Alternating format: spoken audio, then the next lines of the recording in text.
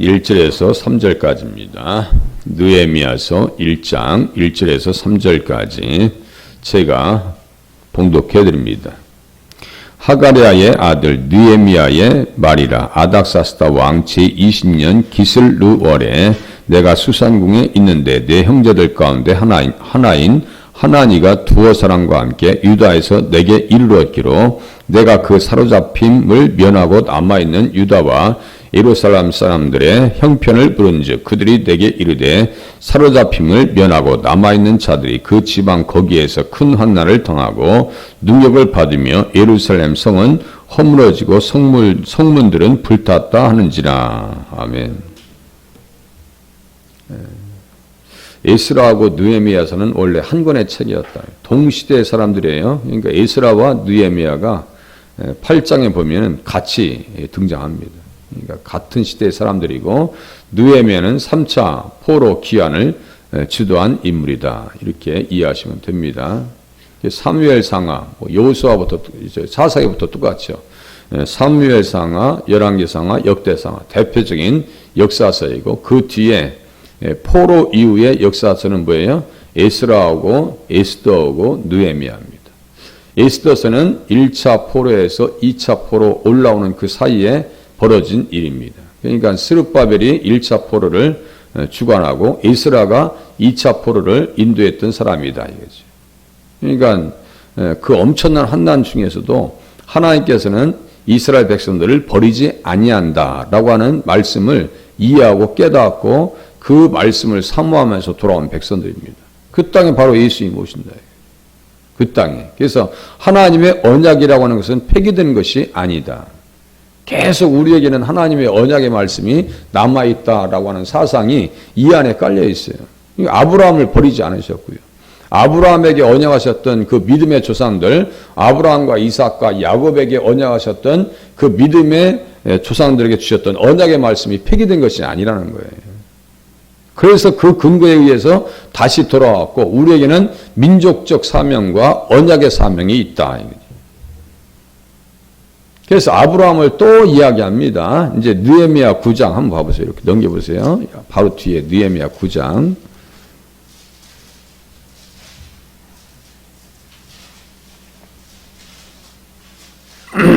7절, 8절 보세요. 이런 말씀들은 암송 구절입니다. 여기에서 이제 예수님을 초청할 수가 있어요. 예수님이 여기에서 느껴져야 돼요. 주는 하나님 여호와시라. 이쪽에 아브라함을 택하시고 갈대아 우리에서 인도해내시고 아브라함이라는 이름을 주시고, 그죠? 네, 아브라함은 위대한 아버지, 아브라함은 열국의 아버지. 그 왜 열국의 아버지예요? 모든 민족을 통해서 아브라함의 자손으로 오시는 예수님으로 말미암아 복을 주시겠다라고 하는 의지가 그 이름 가운데 담겨져 있는 거예요. 그러니까 아브라함이라고 하는 이름은 기획된 이름이에요. 누가 기획하셨어요? 하나님께서. 누구 안에서요? 예수님 안에서. 아들을 낳으리니 이름을 예수로 하라. 이는 그가 자기 백성을 저들의 죄에서 구원할 자이심이라. 예수라고 하는 이름도 기획된 이름이죠. 여호와께서 구원하신다는 뜻이거든요. 예수라고 하는 이름의 뜻은 여호수아, 예수와 호세야, 이사야 다 같은 뜻이라고 말씀드렸어요. 아브라함이라고 하는 이름을 주시고 그의 마음이 주 앞에 충성됨을 보시고 8절 충성이라는 게 뭐예요? 믿음이라고요. 믿음. 아, 너 믿음이 확실하구나. 그래. 믿음의 선물을 잘 가지고 있구나. 그와 더불어 언약을 세우사 가나안 족속과 헷 족속과 아모리 족속과 브리스 족속과 여부스 족속과 기르가스 족속의 땅을 그의 씨에게 주리라. 땅 자손. 나오죠? 땅 자손. 하시더니 그 말씀대로 이루셨사오매 주는 의로우심 이로소이다. 이렇게 말씀하고 있잖아요. 그러니까 아브라함의 언약이 지금 아브라함의 언약의 말씀을 느헤미야가 다시 말하고 있는 것은 그 언약이 폐기된 것이 아니고 지금도 계속 유효하다라고 하는 것을 가르쳐주고 있는 거예요. 그래서 그 결과 어떻게 했어요? 이스라엘 땅으로 다시 포로들이 돌아갔는데 그들의 형편을 물으니까 형편없는 그 상황을 물어보니까 엄청난 얘기를 합니다. 형편을 물은즉 그들이 내게 이르되 사로잡힘을 면하고 남아있는 자들이 그 지방 거기에서 큰 환난을 당하고 능력을 받으며 예루살렘 성은 허물어지고 성문들은 불탔다 하는지라 이렇게 써있단 말이에요. 느헤미야 1장으로 또 다시 가보세요. 현재의 상황이에요. 아브라함에게 주셨던 그 말씀과 현재의 상황이 너무나 괴리감이 있어요. 그죠? 아브라함에게 언약하셨던 그 말씀과 현재적으로 지금 느헤미야가 듣고 있는 그 말씀 사이에는요, 괴리감이 너무 커요. 오늘 또 신앙생활 하시면서 그 현실적 괴리감이 너무너무 클 때가 많죠. 괴리감이 커서 어떤 때는 낙심도 오기도 하고 좌절도 오기도 하고 절망의 골짜기를 통과하기도 합니다. 그러나 믿음의 사람들은요, 그 현실과 믿음, 하나님께서 말씀하신 것 사이에 그 갭을 무엇으로 채워나가냐면요, 믿음으로 극복해 나갑니다. 잘 생각해 보세요. 믿음으로 극복한다고요. 그가 채찍에 맞음으로 나음을 입었노라 라고 하는 말씀이 있는데, 내가 현실적으로 지금 중병 병고에 시달리고 있어요. 뭐 여러 가지 안 좋죠. 불편하죠. 그런데 대개 어르신들 보면 나이는 잊어버리시고 얘기하시더라고. 나이는 잊어. 저도 생각해 보면 그럴 때가 많아요. 아니, 나이는 까마득하게 잊어버리고 항상 젊었을 때 생각을 고정시켜 놓고 내가 왜 건강하지 않지? 라고 하면서 좀 헷갈릴 때가 많아요. 그런데 한번 현실을 직시해 보면 이제 아플 때도 없잖아. 되긴 됐어요. 그죠? 아플 때가 되긴 됐어요. 그런데 그 아픈 것과 현실과 하나님께서 주신 말씀 사이에 그 갭이 너무 크단 말이에요. 그 갭을 무엇으로 메꾸시라고요? 믿음으로. 말씀을 의지해서. 느헤미야가 그런 거 아니에요. 아니, 하나님 말씀하셨는데 이게 다 지금 어떻게 된 겁니까? 그렇게 따지진 않아요. 문제를 항상 어디에서 찾느냐면 자기들 가운데서 찾습니다. 자기들 가운데서. 계명을 지키지 않았다고요. 예. 뭐 앉아서 울고 사져보세요. 울고 내일쯤에 다를 내용인데요. 예. 이스라엘 자손이 주께 범죄한 죄들을 자복하오니 6절 자신을 돌아봐요. 하나님에게 문제를 찾질 않아요. 문제를 어디에서 찾아요? 자기 자신에게 찾아요. 에스라도 똑같아요. 막 울면서 문제를 어디에서 찾아요? 자기 자신에게 찾습니다. 공동체 가운데서 찾는다고요. 우리들 또 문제가 올 때는 항상 어디에서 찾아야 돼요? 문제를 하나님에게서 문제를 거론하지 마시고 그렇게 하면 원망과 불평이 나와요. 그죠? 원망과 불평이 나오죠. 하나님, 나는 왜 이렇게 뭐 지금 뭐 안 풀립니까? 하면서 막 원망하고 불평하고 그거 해봤자요, 남는 거 하나도 없어요. 그러니까 감사로 모든 것을 받아들이셔야 돼요. 어려운 것도 감사, 힘든 것도 감사, 때로는 어떤 사건이 일어나도 그냥 감사로 먼저 결제를 하셔야 돼요. 그래야 해결의 실마리가 있고 피할 길이 열리고 문제들이 해결할 수 있는 그러한 여지가 있어요. 그래서 감사라는 거예요. 현실적으로 보면 하나니가 돌아왔어요. 몇 킬로를요? 1500킬로 되는 길을 느헤미야의 동생 하나니가 돌아와요. 2절에 보니까 내 형제들 가운데 하나인 하나니가 두어 사람과 함께 유다에서 내게 이르렀기로. 이 하나니가 동생입니다. 대단히 충성된 일꾼이에요. 느헤미야 그 가정은 정말 충성한 일꾼들이에요. 내가 그 사로잡힘을 면하고 남아있는 유다와 예루살렘 사람들의 형편을 물은즉 이렇게 써 있어요. 이 사람들이 능력을 받습니다. 누구에게 능력을 받을까요? 지금 바벨론에 의해서 성문이 불타고 이런 건 우리 다 알잖아요. 그것은 140년 전의 일입니다. 그 가까운 시일에서 찾아야 되겠네요. 에스라서 4장에 그 내용이 있습니다. 한번 보세요. 에스라서 4장 봐보세요. 앞에니까요. 에스라서 4장.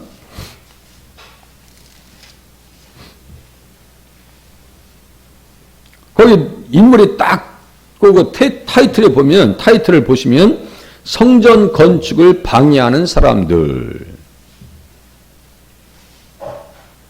536년에 돌아와서요. 516년에 성전 건축을 완성합니다. 그런데 초창기에 성전을 건축하려고 하니까 이 사람들이 방해합니다. 성전 건축을 방해하는 사람들 해가지고 8절에 보시면 르움과 심세 이 인생들이 나옵니다. 그 사람들이 얘기해요. 성곽이 중건되고 준공되면 어떻게 합니까? 하면서 막 그냥 가서 막 왕에게 아닥사스다 왕에게 글을 올립니다. 중단돼요. 그러면 중단되면 그 중단된 건물들을 이 사람들을 어떻게 했겠어요? 4년 동안에. 불 질렀겠어요? 안 질렀겠어요? 제가 신학자들의 말을 가지고 지금 올라온 거예요. 제가 그럴 것이더라고 하는 것이 아니라고 했죠. 이런 얘기를 할 때 제가 그냥 무작정 제가 그럴 것 같은데라고 얘기 안 할 거잖아요. 그러니까 4년 동안 중단됐어. 그러면 르움과 심세 같은 사람들이 와서 망치로 부셨겠어요? 그냥 잘 내버려 뒀겠어요? 다 부셔버리죠. 불태워버리고요. 그 얘기하고 있는 거예요. 절대로요, 대적자들이요, 성전을 세우는데, 교회를 세우고 부흥되는데요, 절대로 가만히 있지 않습니다. 그래서 제가 먼저 생각해요.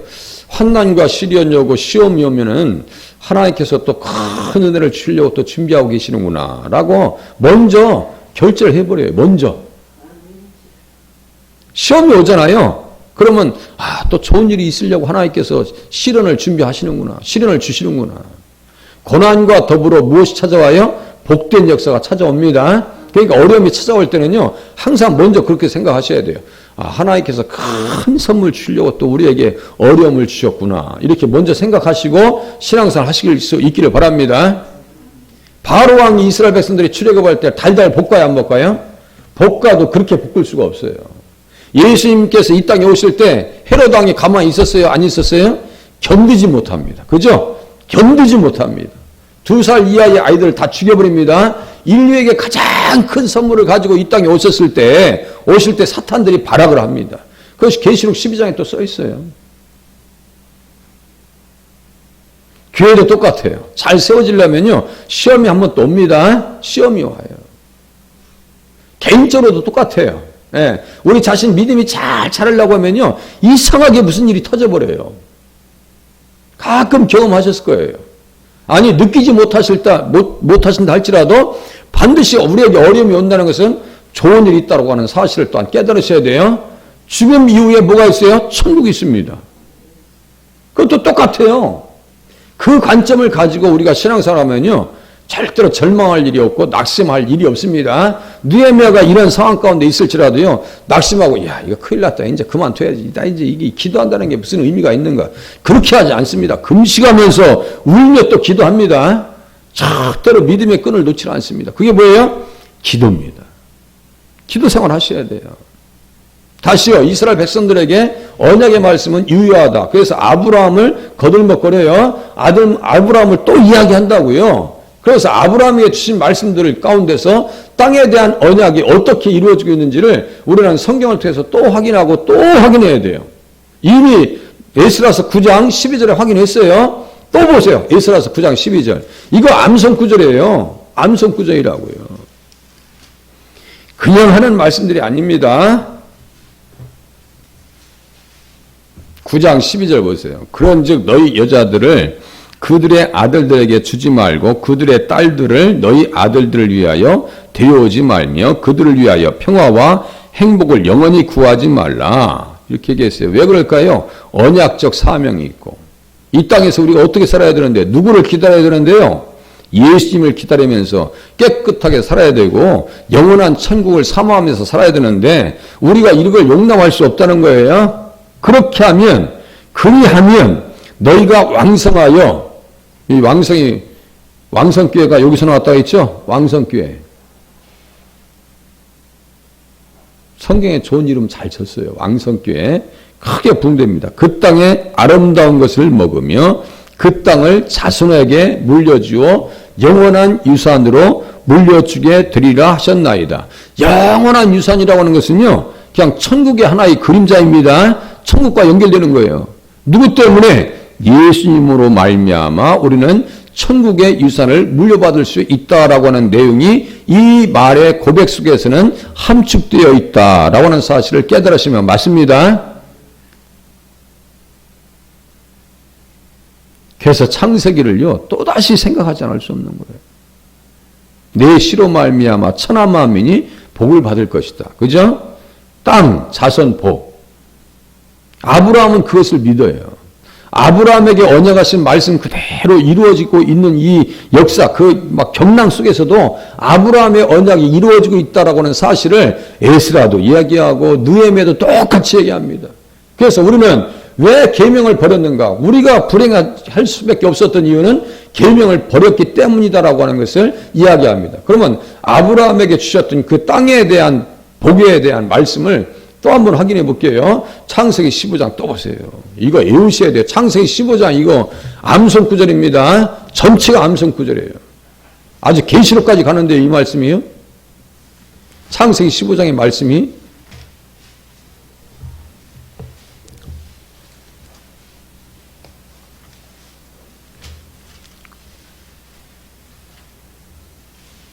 창세기를 그리스도 안에서 이해하지 못하면 선지서도 이해를 할 수가 없습니다. 첫 단추를 잘못 끼면 뒤도 다 헝클어지는 거예요. 예. 창세기 15장 17절 보세요. 횃불이 쪼갠 고기 사이로 지나더라. 횃불 해놓고 18절 그날에 여호와께서 아브람과 더불어 언약을 세워 이르시되 내가 이 땅을, 여기 땅 나와요. 언약도 나와요. 애굽 강에서부터 그 큰 강 유브라데까지 네 자손에게 주리니, 이 자손 또 나와요. 그 자손에서 예수님을 빼놓고 생각할 수 있어요, 없어요? 없다라고 제가 수도 없이 말씀드렸습니다. 그렇게 하고 그 자손과 관계되어져서 3절 보세요. 아브라함이 또 이르되 주께서 내게 씨를 주지 아니하셨으니 내 집에서 길린 자가 내 상속자가 될 것이니이다. 여호와의 말씀이 그에게 임하여 이르시되 그 사람이 내 상속자가 아니라 내 몸에서 날 자가 내 상속자가 되리라 하시고 그를 이끌고 밖으로 나가 이르시되 하늘을 우러러 뭇별을 셀 수 있나 보라. 또 그에게 이르시되 내 자손이 이와 같으리라. 또 자손 나오네요. 아브라함이 여호와를 믿으니 여호와께서 이를 그의 의로 여기시고 이렇게 써있단 말이죠. 여기 자손이라고 제가 해놓고 성경책 써놓으라고 하시는 말씀이 있었는데 로마서 안 써있어요? 4장에 또 나와요. 로마서 4장에 또 나와요. 밑에 또 보세요. 아브라함이 여호와를 믿으니 여호와께서 이를 그의 의로 여기시고 또 그에게 이르시되 나는 이 땅을 내게 주어 소유를 삼게 하려고 너를 갈대아인의 우리에서 이끌어낸 여호와이니라 하면서 자손에 대한 말씀을 하시고 그것을 그 사실을 믿었기 때문에 하나님께서 이를 그의 의로 여기셨다 이렇게 써 있어요. 로마서 4장 맨 끝에 나오면요 이 얘기가 또 나옵니다. 누구와 관련해서요? 예수님과 관련되어져서 이 말씀을 또 해석해 줍니다.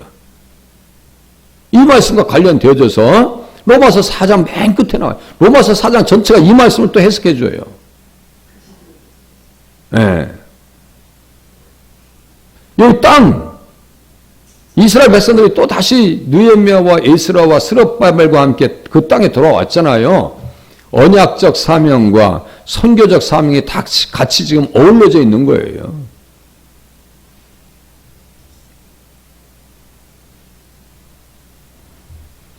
그래서 하늘의 뭇별을 셀 수 있나 보라. 뭇별, 천문학자들의 이야기를 제가 소개시켜드렸잖아요.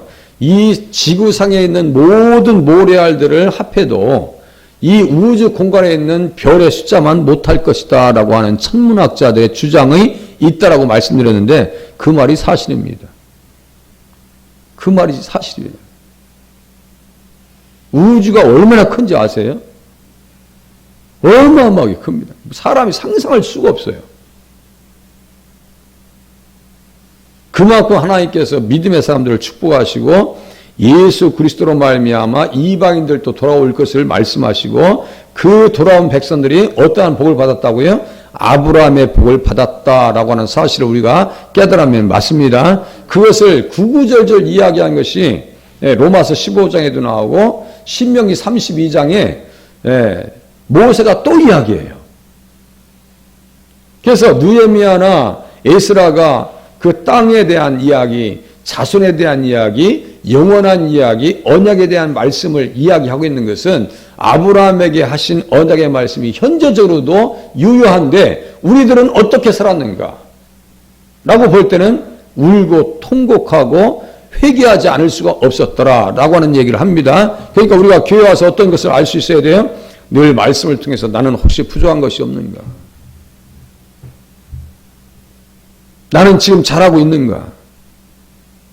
이 사람들 선지자들의 행위를 통해서 내 자신을 반추해 볼 때 나는 그만큼 기도로서 믿음 가운데 온전히 서 있는가라고 하는 사실을 우리가 분석해 보면 아직도 나는 부족합니다. 겸손해야 됩니다. 내게 더욱더 큰 믿음을 허락해 주시옵소서라고 하는 기도를 하지 않을 수가 없는 거예요. 겸손하셔야 돼요. 늘 겸손하셔야 돼요. 말씀을 판단하는 자리에 있지 아니하시고 말씀을 듣고 순종하는 자리에 서실 수 있기를 바랍니다. 말씀을 다 순종하고. 그래서 아브라함은 어떻게 살았는데요? 26장 또 볼게요. 창세기 26장. 이거 암송 구절에 또 어떻게 살았는지 또 보세요. 아브라함이 우리의 조상이거든요.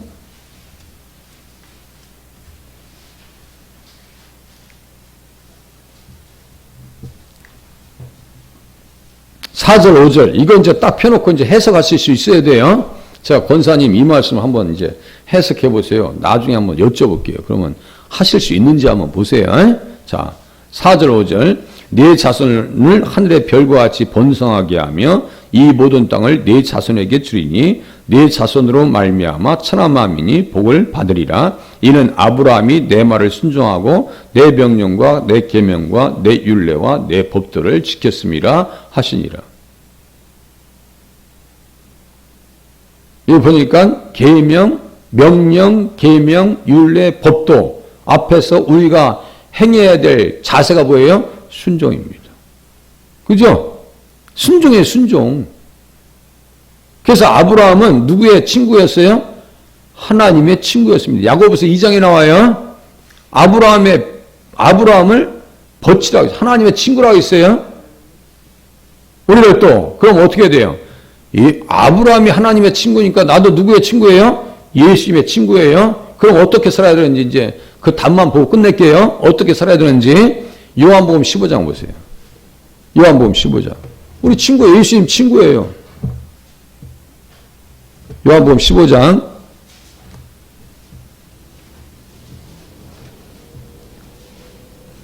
아브라함처럼 살려고 몸부림치고 또 몸부림쳐야 돼요.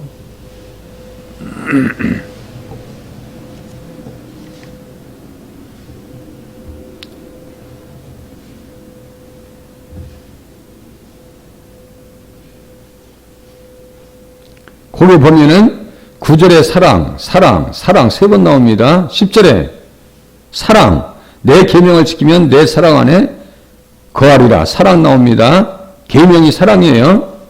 또 12절, 내 계명은 곧 내가 너희를 사랑한 것 같이 너희도 서로 사랑하라 하는 이것이니라.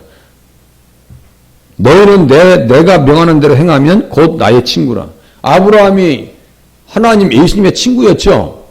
우리를 또 나의 벗 아브라함의 자손아 라고 말씀하시죠. 자손입니다. 친구예요. 우리 친구예요. 그럼 뭘 지켜야 돼요? 지금 쭉 읽어보니까 우리가 하나님의 예수님의 친구예요. 그러면 뭘 지켜야 돼요? 이 계명이라고 써 있잖아요. 계명이라고. 그죠? 계명을 지키는 사람이 친구란 말이에요. 절대로 율법은요, 믿음과 충돌하지 않습니다. 오늘도 예수님 손잡고 말씀대로 살아갈 수 있는 은혜를 주시옵소서. 기도하는 자리에 서실 수 있기를 바랍니다. 기도하시겠습니다.